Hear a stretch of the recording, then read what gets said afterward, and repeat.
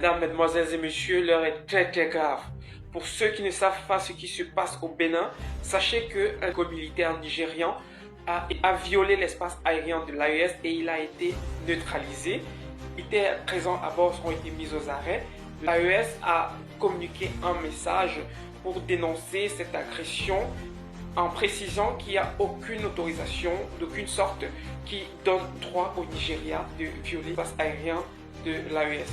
L'AES, c'est la base, c'est le socle des États-Unis d'Afrique et ici, rien ne se fait comme ailleurs dans d'autres pays qui sont pilonnés par les néocolonialistes et par les pantins de la France-Afrique.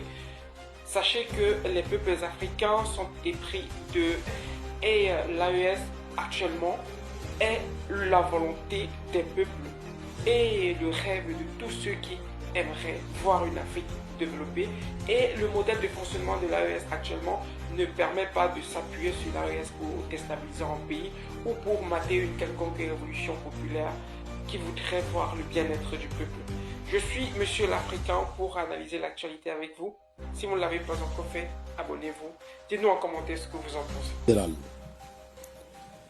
La Confédération des États du Sahel informe l'opinion qu'un aéronef appartenant à l'armée de l'air de la République fédérale du Nigeria, de type C-130, a été contraint de se poser ce jour 8 décembre 2025 à Bobo Dioulasso, au Burkina Faso, à la suite d'une situation d'urgence en vol, alors qu'il évoluait dans l'espace aérien burkinabé. L'avion militaire avait à son bord 2 membres d'équipage et 9 passagers, tous militaires. Une enquête a été immédiatement ouverte par les services compétents burkinabés et a permis de mettre en évidence l'absence d'autorisation de survol du territoire burkinabé par cet appareil militaire. La Confédération des États du Sahel condamne avec la plus grande fermeté cette violation de son espace aérien et de la souveraineté de ses États membres.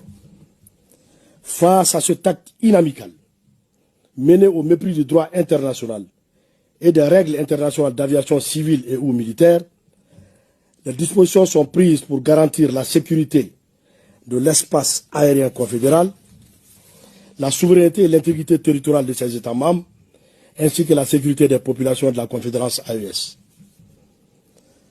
À cet égard, et sur instruction des chefs d'État, les défenses aériennes et anti-aériennes de l'espace confédéral mises en alerte maximale, conformément à la déclaration du Collège des chefs d'État en date du 22 décembre 2024,